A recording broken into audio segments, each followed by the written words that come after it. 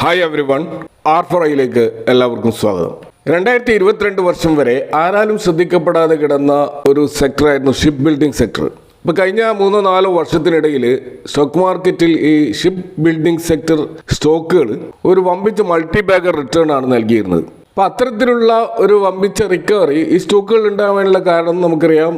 ഈ ഡിഫൻസ് എക്യുപ്മെന്റ്സുകൾ വിദേശത്ത് നിന്ന് ഇറക്കുമതി ചെയ്യുന്ന കാര്യത്തിൽ സെൻട്രൽ ഗവൺമെന്റ് ഒരു നിയന്ത്രണം വെക്കുകയും ഇന്ത്യൻ നാവികസേനയ്ക്കും കോസ്റ്റ് ഗാർഡിനും ആവശ്യമായ യുദ്ധക്കപ്പലുകൾ, സബ്മറൈനുകൾ, പെട്രോൾ വെസലുകൾ എന്നിവയുടെ നിർമ്മാണ ഓർഡറുകൾ പൂർണ്ണമായും ഇന്ത്യയിലെ പൊതുമേഖലാ ഷിപ്പ് യാർഡുകൾക്ക് നൽകാൻ തീരുമാനിച്ചു. അപ്പോൾ അതുകൊണ്ട് തന്നെ വൻകിട ഡിഫൻസ് കോൺട്രാക്റ്റുകൾ കാരണം ഈ കമ്പനികളുടെ ഓർഡർ ബുക്കുകൾ വൻതോതിൽ ഉയർന്നു. ഇപ്പോൾ ചില കമ്പനികൾക്ക് ഇപ്പോൾ അടുത്ത 5-10 വർഷം വരെ നിർമ്മാണത്തിലുള്ള $multi-billion ഓർഡറുകൾ മുൻകൂട്ടി ഉറപ്പാക്കാൻ സാധിച്ചു. അപ്പോൾ ഇത് അവരുടെ വരും വർഷങ്ങളിലെ ലാഭസാധ്യത വ്യക്തമാക്കിയതോടെ ഇൻവെസ്റ്റേഴ്സ് കൂടുതലായിട്ട് ഈ ഷിപ്പ് ബിൽഡിംഗ് സ്റ്റോക്കുകളിലേക്ക് ആകർഷിക്കപ്പെട്ടു. അതാണ് ഈ സ്റ്റോക്കുകളിൽ ഒരു വമ്പിച്ച ഒരു മൊമെൻറ്റം ഉണ്ടാവാൻ കാരണമായത്. അപ്പോൾ അവിടെ പ്രധാനപ്പെട്ട 3 ഷിപ്പിംഗ് സ്റ്റോക്കുകൾ നമുക്ക് കാണാൻ പറ്റും: Mazagon Dock, Cochin Shipyard, Garden Reach Shipbuilders. ഇപ്പോൾ ഈ കമ്പനികളുടെ ഒരു പൊതുവായ പ്രത്യേകത, 3ഉം ഇന്ത്യൻ ഗവൺമെന്റിന്റെ ഷിപ്പ് നിർമ്മാണ രംഗത്തുള്ള പ്രമുഖ PSU കമ്പനികളാണ്. ഇതിൽ മെസഗാൺ ഡോക്കും ഗാർഡൻ റീച്ചും ഇന്ത്യൻ ഡിഫൻസ് മിനിസ്ട്രിയുടെ കീഴിലാണെങ്കിൽ Cochin Shipyard port ship transportation മിനിസ്ട്രിയുടെ കീഴിലുള്ള കമ്പനിയാണ്. അപ്പോൾ ഇന്ത്യൻ നേവിക്കും കോസ്റ്റ് ഗാർഡിനുമായി യുദ്ധക്കപ്പലുകളും സബ്മറൈൻസും പെട്രോൾ ബോട്ടുകളും നിർമ്മിച്ചു നൽകുന്നതിൽ ഈ 3 സ്ഥാപനങ്ങളും നിർണായകമായിട്ടുള്ള പങ്ക് വഹിക്കുന്നുണ്ട്. ഇതുകൂടാതെ പുതിയ കപ്പലുകൾ നിർമ്മിക്കുന്നതിനോടൊപ്പം തന്നെ വലിയ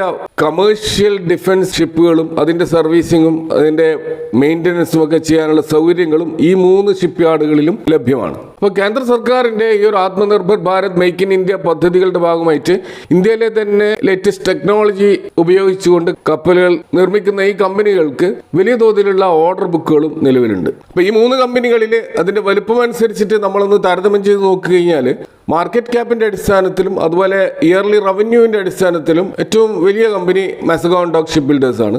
ഇന്ത്യയിലെ ഏറ്റവും വലിയ ഡിഫൻസ് ഷിപ്പ് യാർഡാണിത്. നിലവിലെ 1 ലക്ഷം കോടിക്ക് മുകളിലാണ് ഇതിൻ്റെ മാർക്കറ്റ് ക്യാപ്പ്. 2ാം സ്ഥാനത്തുള്ളത് കൊച്ചിൻ ഷിപ്പ് യാർഡാണ്. അതിൻ്റെ മാർക്കറ്റ് ക്യാപ്പ് 35,000 മുതൽ 40,000 കോടി എന്നുള്ള ലെവലിലാണ്. 3ാമതായിട്ടാണ് നമ്മൾ ഗാർഡൻ റീച്ച് ഷിപ്പ് ബിൽഡേഴ്സ് കാണുന്നത്. അത് 25,000-30,000 കോടി എന്നുള്ള ഒരു മാർക്കറ്റ് ക്യാപ്പിലാണ് നിൽക്കുന്നത്. ഇനി ഓർഡർ ബുക്കിൻ്റെ ആ ഒരു വലുപ്പത്തിൻ്റെ അടിസ്ഥാനത്തിൽ നമ്മൾ നോക്കുകയാണെങ്കിൽ ഏറ്റവും വലിയ ഓർഡർ ബുക്കുള്ളത് മെസഗാൺ ഡോക്കിനാണ്. നിലവിലെ ഓർഡറുകൾക്ക് പുറമെ P751 പോലെയുള്ള വലിയ സബ്മറൈൻ പ്രൊജക്ടുകൾ യാഥാർത്ഥ്യമായാൽ ഇവരുടെ ഓർഡർ ബുക്ക് ഏകദേശം 1 ലക്ഷം കോടിക്ക് മുകളിലേക്ക് പോകും. 2ാം സ്ഥാനത്ത് കൊച്ചിൻ ഷിപ്പ് യാർഡാണ്. ഏകദേശം 21,000 കോടി മുതൽ 23,000 കോടി വരെയുള്ള ഓർഡറുകൾ ഇവർക്കുണ്ട്. ഇപ്പോൾ കമേഴ്ഷ്യൽ ഷിപ്പിൻ്റെ നിർമ്മാണം, അതിൻ്റെ റിപ്പയർ, എക്സ്പോർട്ട് ഓർഡറുകൾ എന്നിവയിലാണ് ഇവരുടെ പ്രധാനപ്പെട്ട ശ്രദ്ധ.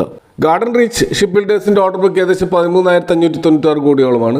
എങ്കിലും 33,000 കോടിയുടെ NGC കോൺട്രാക്റ്റുകൾ ഒപ്പുവെക്കുന്നതോടെ ഇവരുടെ ഓർഡർ ബുക്കിൽ വലിയ വർധനവുണ്ടാവും. അപ്പോൾ ചുരുക്കത്തിൽ കമ്പനിയുടെ മൊത്തത്തിലുള്ള വലുപ്പത്തിലും ബാക്ക്ലോഗ് ഓർഡറുകളുടെ വലുപ്പത്തിലും മെസഗാൺ ഡോക്ക് ഷിപ്പ് ബിൽഡേഴ്സ് തന്നെയാണ് 1ാം സ്ഥാനത്ത്. അപ്പോൾ മാർക്കറ്റിൻ്റെ ആ ഒരു മൂല്യത്തിലും അതേപോലെ തന്നെ വലിയ തോതിലുള്ള ഇൻഡസ്ട്രിയൽ കപ്പാസിറ്റി വെച്ച് നോക്കുമ്പോൾ കൊച്ചിൻ ഷിപ്പ് യാർഡ് 2ാം സ്ഥാനത്തും അതുപോലെ അതിവേഗം വളരുന്ന പ്രൊഡക്ഷൻ കപ്പാസിറ്റിയുമായിട്ട് ഗാർഡൻ റീച്ച് 3ാം സ്ഥാനത്ത് നിൽക്കുന്നതായിട്ടാണ് നമ്മൾ കാണുന്നത്. ഇനി നമ്മൾ ഇതിൻ്റെ ഒരു ഹിസ്റ്റോറിക്കൽ റിട്ടേൺസ് വെച്ച് നമ്മൾ ഇതിനെ താരതമ്യം ചെയ്ത് കഴിഞ്ഞാൽ ലോങ് ടേമിൽ ലാസ്റ്റ് 5 ഇയേഴ്സ് ഏറ്റവും അധികം റിട്ടേൺ നൽകിയിരിക്കുന്നത് മെസഗാൺ ഡോക്ക് ഷിപ്പ് ബിൽഡേഴ്സ് ആണ്.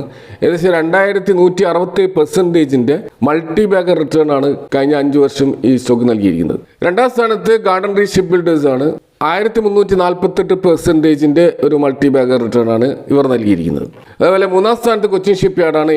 744% ഒരു മൾട്ടി ബാഗർ റിട്ടേൺ ആണ് ഇത് ഇൻവെസ്റ്റേഴ്സിന് നൽകിയത്.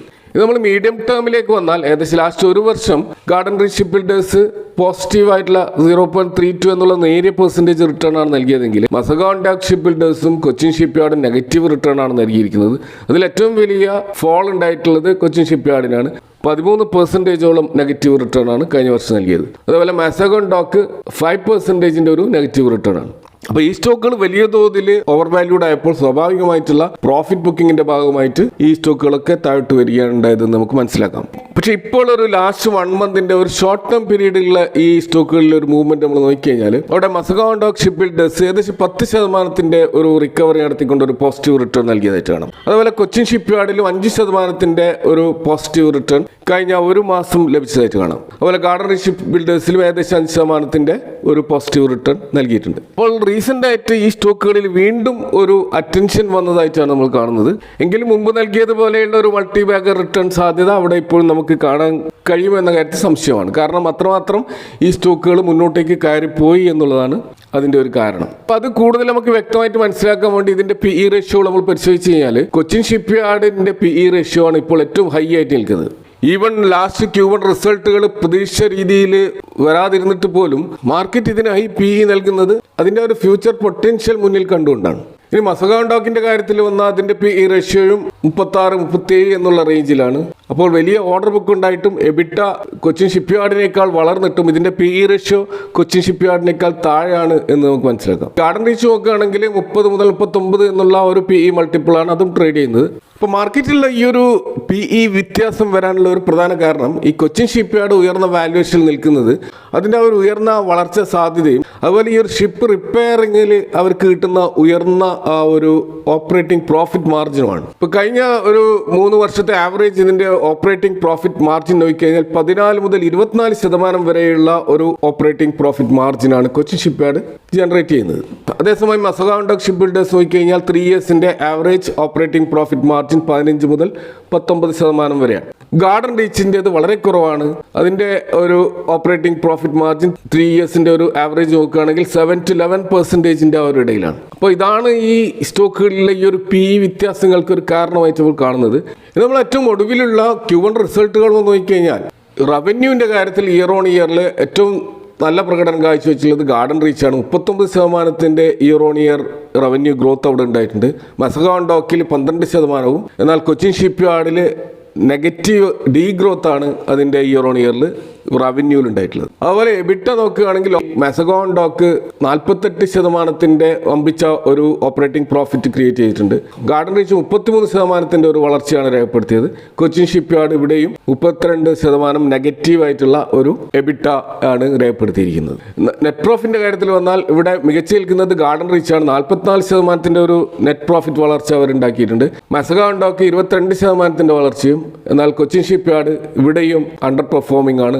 -28% ഒരു നെഗറ്റീവ് റിട്ടേൺ ആണ്. ഇനി OPM ഓപ്പറേറ്റിംഗ് പ്രോഫിറ്റ് മാർജിൻ, ആ എബിട്ട മാർജിൻ നമ്മൾ നോക്കുകയാണെങ്കിൽ മസഗോൺ ഡോക്ക് 15% ഒരു OPM ആണെങ്കിൽ ഗാർഡൻ റീച്ച് ക്രിയേറ്റ് ചെയ്ത് 8% മാത്രം OPM ആണ്. പക്ഷെ അവിടെ Cochin ship yard 17% operating profit margin create ചെയ്തുകൊണ്ട് ഈ രണ്ട് സ്റ്റോക്കുകളെ ഔട്ട് പെർഫോം ചെയ്തതായിട്ട് കാണും. അപ്പോൾ കഴിഞ്ഞ ക്വാർട്ടറിൽ ഓർഡർ ബുക്ക് ആ ഡാറ്റകളിലേക്ക് വന്നു കഴിഞ്ഞാൽ 18,218 കോടിയുടെ ഒരു ഓർഡർ ബുക്ക് മസഗോൺ ഡോക്ക് നേടിയിട്ടുണ്ട്. 13,596 കോടിയുടെ ഓർഡർ ബുക്ക് ഗാർഡൻ റീച്ച് നേടിയിട്ടുണ്ട്. എന്നാൽ കൊച്ചിൻ ഷിപ്പ് യാർഡിൻ്റെ ഓർഡർ ബുക്കിൻ്റെ കാര്യത്തിലുള്ള കൃത്യമായ ഡാറ്റകൾ അവർ പുറത്തുവിട്ടിട്ടില്ല. എന്നാൽ അവിടെ ഒരു മാനേജ്മെൻറ്റ് കമൻട്രി കാണുന്നത് 21,000 കോടിയുടെ ഒരു ഓർഡർ ബുക്ക് സ്വന്തമാക്കാനാണ് അവർ ലക്ഷ്യമിടുന്നത് എന്നാണ്. അപ്പോൾ ഈ ഒരു കമൻട്രി ആയിരിക്കാം ഈ സ്റ്റോക്ക് അതിൻ്റെ Q1 റിസൾട്ട് മോശമായിട്ടും PE റേഷ്യോ താഴോട്ടേക്ക് വരാതെ സ്റ്റോക്ക് മുന്നോട്ടേക്ക് പോയത്.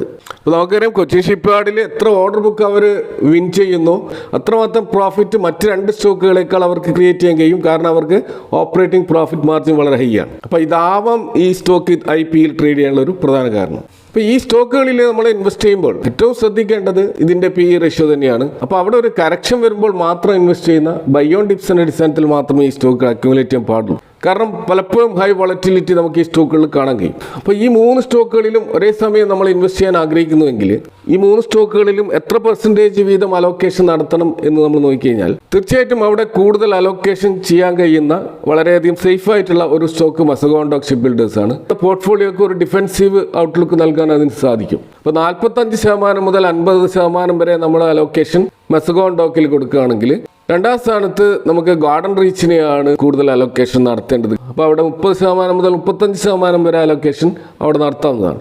നമ്മൾ അലോക്കേഷൻ ഏറ്റവും കുറവ് നൽകേണ്ടത് കൊച്ചിൻ ഷിപ്പ് യാർഡിനാണ് 20%. കാരണം ഒന്നാമത്തെ പ്രശ്നം അതിൻ്റെ ഹൈ വാല്യുവേഷനാണ്. അതുകൊണ്ട് തന്നെ ഹൈ വോളറ്റിലിറ്റി നമ്മൾ ആ സ്റ്റോക്കിൽ പ്രതീക്ഷിക്കേണ്ടി വരും. അപ്പോൾ ഇങ്ങനെയൊക്കെ ആണെങ്കിലും ഈ സെക്ടറിന് ചില റിസ്കുകളുണ്ട്. അതുകൊണ്ട് തന്നെ നമ്മളെ മൊത്തം പോർട്ട്ഫോളിയോയുടെ ഒരു 10% താഴെ മാത്രമേ നമ്മൾ ഈ ഷിപ്പിംഗ് സ്റ്റോക്കുകളിൽ അലോക്കേഷൻ നടത്താവുകയുള്ളൂ. കാരണം ഇത് ഗവൺമെൻറ് പോളിസിയെ ഡിപ്പെൻഡ് ചെയ്യുന്ന ഹൈലി സൈക്ലിക്കലായിട്ടുള്ള ഒരു ഇൻഡസ്ട്രിയാണ്. അപ്പോൾ അതാണ് ഒരു പ്രധാനപ്പെട്ട റിസ്ക് ഫാക്ടർ. അതുകൊണ്ട് തന്നെ ഒരു ലംസം എമൗണ്ട് ഒക്കെ ഇത്തരം ഷിപ്പിംഗ് സ്റ്റോക്കുകളിൽ ഒന്നിച്ച് ഇൻവെസ്റ്റ് ചെയ്യുന്നത് തികച്ചും റിസ്കി ആയിട്ടുള്ള ഒരു അഫെയർ ആയിരിക്കും. ഇതൊക്കെയാണ് ഈ ഒരു ഷിപ്പ് ബിൽഡിംഗ് സെക്ടർ സ്റ്റോക്കുകളുമായി ബന്ധപ്പെട്ട് നിങ്ങളായിട്ട് ഷെയർ ചെയ്യാനുള്ളത്. ഈ വിഷയങ്ങളുമായി ബന്ധപ്പെട്ട നിങ്ങളുടെ അഭിപ്രായങ്ങൾ കമൻറ്റുകൾ അറിയിക്കുക. Thanks for watching. See you next time with another video.